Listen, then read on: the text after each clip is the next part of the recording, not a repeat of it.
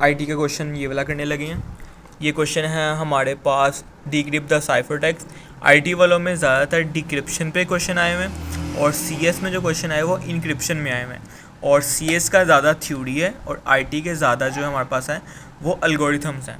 लेकिन कुछ भी हो सकता है, पंजाब यूनिवर्सिटी का कोई पता नहीं, तो आपने प्रिपरेशन हर लिहाज से करनी है, ठीक है।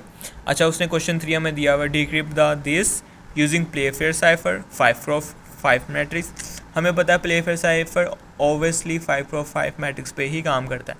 एंड डिक्रिप्ट द, उसने हमें की दे दी है शालीमार। अच्छा, यहाँ पे मैंने एक क्वेश्चन देखा है, इन्होंने एक और क्वेश्चन दिया हुआ है प्लेफेयर साइफर का।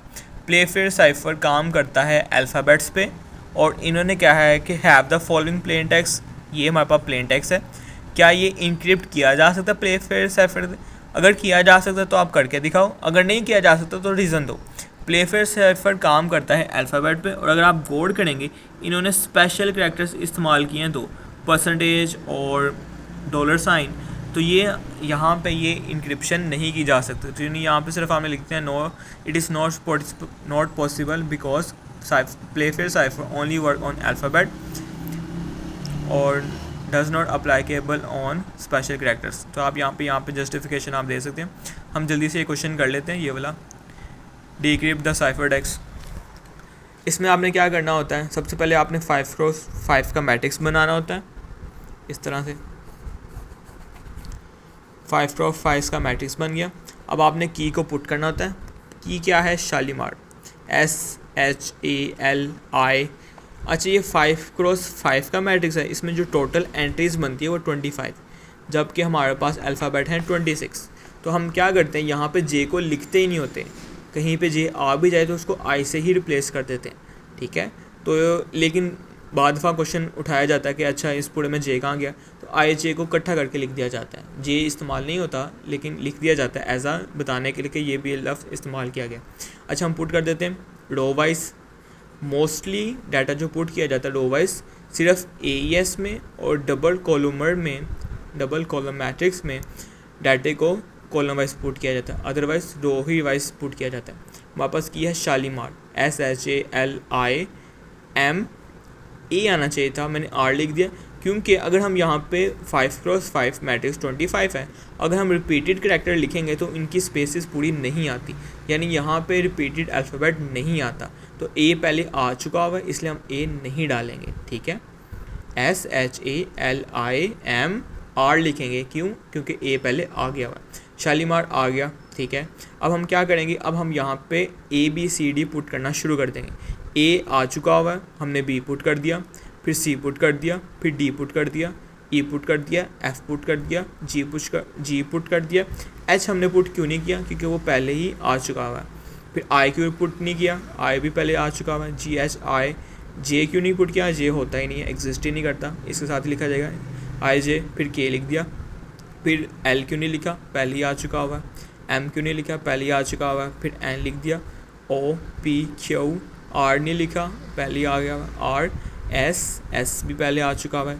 TUVWXYZ। अगर आपका एक अल्फ़ाबेट लिख रहा है, बच रहा है, यानी आगे आ रहा है, इसका मतलब है आपने कोई ना कोई अल्फ़ाबेट रिपीट कर दिया है, तो इसकी आप प्रैक्टिस करें, ईजिली आ जाएगा। ये चीज़ आ गई। फिर इसके बाद हमने क्या करना होता है, हमारे पास जो प्लेन टेक्स्ट हो या साइफर टेक्स्ट हो, हमने उसको 2 हिस्सों में तोड़ लेना होता है। ULLECP हमने तोड़ लिया, ULLECP VG HD JL OI, इस तरह हमने करके ये सारे हिस्सों में तोड़ लिया, ठीक है। अच्छा, अब हमने करना क्या होता है, यहाँ पे ट्रिक होता है, मैं इसे रेस कर लेता हूँ फिर हम स्टार्ट कर। अच्छा, ये है UL। अब आप इसकी बनाएंगे एक डायग्राम, U और L। तो आप गौर करेंगे UL ऐसे बन रहा है हमारे पास।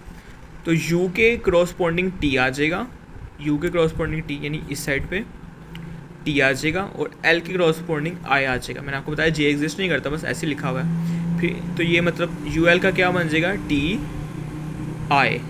TI। फिर इसके बाद है LE।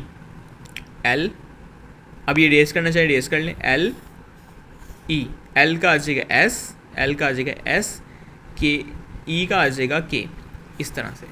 अब इसके बाद है CP C और P। C की जगह R आ जाएगा और P की जगह T आ जाएगा, सी की जगह आर आ गया और पी की जगह टी। अब है V J, V J, V की जगह एक्स आ जाएगा और जी की जगह ई आ जाएगा। अब है एच टी, एच और टी, एच टी करेंगे, एच की जगह एल आ जाएगा, टी की जगह पी आ जाएगा। ये एच की जगह एल आ गया, टी की जगह पी आ गया। अब है जी एल, इस तरह हम कर लेंगे जी एल, जी की जगह के आ जाएगा, एल की जगह ए आ जाएगा, जी की जगह के आ गया, एल की जगह ए आ गया। अब है ओ आई, ओ आई, ओ आई हो जाएगा, ओ की जगह यू आ जाएगा, आई की जगह एस आ जाएगा।